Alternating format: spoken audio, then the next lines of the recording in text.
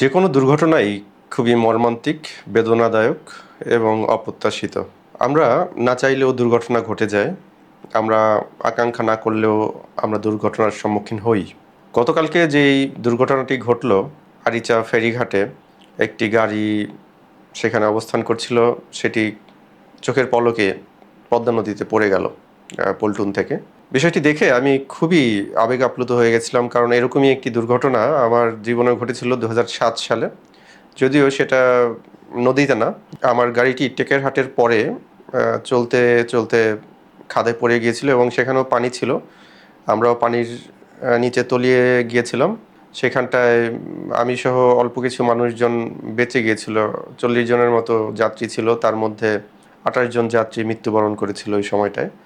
তো এই যে দুর্ঘটনার ভয়াবহতা, এটা একজন দুর্ঘটনা কবলিত বাসে আমি ছিলাম। আমার যে অভিজ্ঞতা, এই অভিজ্ঞতাটা অন্য আর হাজারো মানুষের চেয়ে আলাদা। আমি জানি যে কতটা মর্মান্তিক ঘটনা হয় এবং কতটা হৃদয় বিদারক থাকে বিষয়গুলো, এবং আমরা আমাদের কোনো হিতাহিত জ্ঞান থাকে না ওই সময়টায়। তো যারা আমরা প্রত্যক্ষদর্শী, বিশেষ করে গতকালকের যে ঘটনাটি, এটা খুবই হৃদয়স্পর্শী, মর্মস্পর্শী।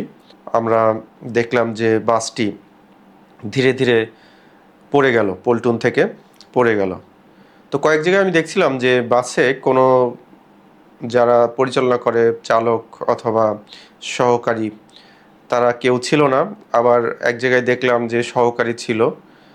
তো সেটা যেটাই হোক না কেন, আমি বলবো যে কিছু সচেতনতা বা কিছু কেয়ারফুলনেস যদি আমাদের থাকে বা আমরা বাড়াতে পারি, আমরা যদি একটু সচেতন হতে পারি, এই যে বড় ধরনের মর্মান্তিক দুর্ঘটনা থেকে আমরা নিজেরাই রক্ষা পেতে পারি। কিছু দুর্ঘটনা আছে প্রাকৃতিক, সেটা আমাদের কারো নিয়ন্ত্রণাধীন না, আমরা চাইলেও সেটাকে নিয়ন্ত্রণ করতে পারবো না। কিন্তু দেখা যায় যে বেশিরভাগ দুর্ঘটনা ঘটে আমাদের স্রেফ সচেতনতার অভাবে, কনসাসনেস লেসের জন্য।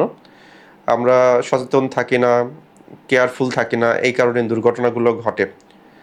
তো যারা এই সলিল সমাধি হলো যাদের পদ্মা নদীতে, তাদের রুহের মাগফিরাত কামনা করি, এবং যারা আহত হয়েছেন তাদের জন্য দোয়া থাকবে, তারা যাতে দ্রুত আরোগ্য লাভ করতে পারেন। আমি শুধু কর্তৃপক্ষ এবং আমরা যারা সচেতন মানুষ এবং এই পরিবহন সেক্টরে যে সমস্ত মানুষজন কাজ করছেন, তাদের সবাইকেই অনুরোধ করব যে আপনারা নিজ নিজ জায়গা থেকে সচেতন হন।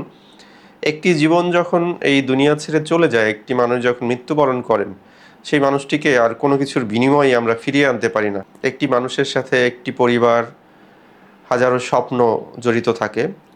একটি সন্তান বড় করতে যে কত পরিশ্রম বাবা মার, সেটা বাবা মাই ভালো জানেন। একটি মানুষ গড়তে যে কত ব্যয়, রাষ্ট্রীয় ব্যয়, এটা রাষ্ট্রের যারা পরিচালক তারা ভালোভাবেই জানেন। এবং সম্পদের হানি তো আছেই। সব কিছু মিলিয়ে একটি দুর্ঘটনা মানেই শুধুমাত্র দুর্ঘটনা, শুধুমাত্র নিউজের জন্য না, বা নিউজের মধ্যেই সীমাবদ্ধ থাকে না। এর মধ্যে মানবিক দিক থাকে, এর মধ্যে অর্থনৈতিক দিক থাকে, এর মধ্যে আমি যেটি বলছিলাম যে মানুষের হাজারো স্বপ্ন মৃত্যু ঘটে। তো দুর্ঘটনা আমরা চাইলেই এড়াতে পারি। আমরা চাইলেই অনেক সময় সচেতনতা বাড়ালে দুর্ঘটনার যে পরিমাণ, এটা কমাতে পারি, ক্ষয়ক্ষতির পরিমাণ কমাতে পারি। এই বাসটির কথাই যদি আমি বলি, এখানে যদি কেউ না থেকে থাকে, আমি দেখলাম কোনো পরিচালক অথবা বাসটির যিনি সহকারী, তারা কেউই ছিলেন না, পান খেতে বের হয়েছিলেন। বাসটিকে নিউট্রালে রেখে তারা বের হয়েছিলেন। যেহেতু ফেরি আসবে, এই কারণে দ্রুত যাতে ওঠা যায়, এই জন্য নিউট্রালে রেখে তারা বের হয়েছিলেন। যখন ফেরিটি ধাক্কা দেয় পল্টনের সাথে, তখন গাড়িটি অটোমেটিক্যালি চলতে শুরু করে এবং কিছুক্ষণের মধ্যেই পল্টন থেকে নদীতে পড়ে যায়। তো এরকমটা ঘটলে তো বিষয়টি মারাত্মক একটি অপরাধ এবং মারাত্মক একটি অসচেতনতার ফল। তো অবশ্যই এই সমস্ত ব্যাপারগুলো খেয়াল রাখতে হবে। এবং যেটি আমি আগেও বলেছি যে সময়ের চেয়ে জীবনের মূল্য অনেক বেশি। তাড়াহুড়া করতে গিয়ে আমরা এই যে দুর্ঘটনাগুলো ঘটিয়ে ফেলি, ৩০ জন ৪০ জন লোক মারা যায় একই সাথে, এটা খুবই বেদনাদায়ক আর কি। এর পাশাপাশি আমরা বিভিন্ন অকেশনে যখন বাড়িতে ফিরি, নানা সময় আমরা ব্যস্ততা দেখাই, নানা সময় আমরা দ্রুত যাওয়ার চেষ্টা করি। একটা জিনিস মনে রাখতে হবে, আমরা বাড়িতে গিয়ে তো আর অফিস করব না, অফিসিয়াল কোনো কাজ করব না। সুতরাং আমাদের তাড়া কেন? আমরা যদি ১ ঘন্টা ২ ঘন্টা পরে যাই তাতে আমাদের সমস্যাটা কোথায়? বাসে উঠেই অনেক যাত্রী আমরা তাড়াহুড়া করি, বা আমরা যারা পরিচালনা করেন তাদেরকে অনেক পেরেশানিতে ফেলি যে দ্রুত চালাচ্ছে না কেন, যাচ্ছে না কেন? এগুলো তো আমাদের জীবনের জন্য আমরাই ঝুঁকি বয়ে নিয়ে আসি। আমরাই আমাদের জীবনের হুমকি হয়ে দাঁড়াই। তো এই দিক থেকে সচেতন হতে হবে প্রত্যেকটি মানুষকে। শুধুমাত্র যারা বাস পরিচালনা করে তাদের সচেতন হলেই কিন্তু চলবে না। আমাদের নিজেদেরও সচেতন হতে হবে এবং যারা পরিচালনা করে তাদের বিশেষ সতর্কতা অবলম্বন করতে হবে।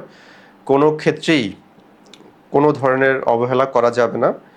এবং আরেকটি বিষয় মনে রাখতে হবে যে ২ জন মানুষের পেছনে বা ৩ জন যারা বাসের মধ্যে থাকেন পরিচালনা করার জন্য বাসটি, চালক, সহকারী এবং যিনি সুপারভাইজার, তত্ত্বাবধায়ক। তো এই ৩ জন মানুষের উপরে টোটালি ৪০ জন যাত্রী বা ৫০ জন যাত্রীর জীবন নির্ভর করে। উপরে তো আল্লাহ তাআলা আছেন, তিনি আছেন।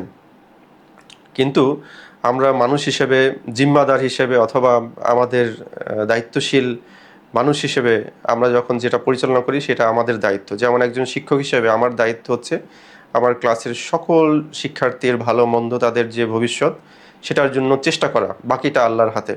তো এরকমটাই যারা যেই ক্ষেত্রেই আমরা কাজ করি আমাদের সচেতন থাকতে হবে এবং বুঝতে হবে যে আমার পেছনে আমার পরিবার, আমার আশেপাশের মানুষ বা আমি যাদেরকে গাইড করছি তাদেরকে নিরাপদে পৌঁছে দেওয়া বা তাদের ভবিষ্যতের দিক চিন্তা করে আমাদেরকে সচেতন হতে হবে।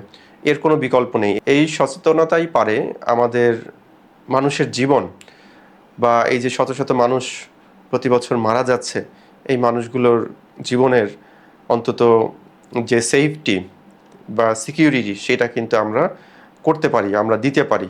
যদি কিছুটা সচেতন হই, এবং এটা কালেকটিভ সচেতনতা, কালেকটিভ কনশাসনেস, সবাইকে একত্রে সচেতন হতে হবে। একটা পক্ষ সচেতন হবে, অন্য পক্ষ অসচেতন থাকবে, এরকম কিন্তু হবে না। এজন্যই আমি প্রায়শই বলি যে কনশাসনেসের কোনো বিকল্প নেই। মানুষের যে কোনো কাজেই সে যদি তার খেয়ালটা ঠিকভাবে রাখে, সে যদি তার নিজ নিজ জায়গায় যদি সচেতন হয়, তাহলে কিন্তু অনেকাংশে এই যে মানবসৃষ্ট যে দুর্ঘটনাগুলো ঘটে এগুলো কিন্তু অনেকাংশেই আমরা হ্রাস করতে পারি, নিয়ন্ত্রণ করতে পারি। তো সেই দিকে অবশ্যই আমাদেরকে মনোযোগী হতে হবে, নিজ নিজ জায়গা থেকে সোচ্চার হতে হবে।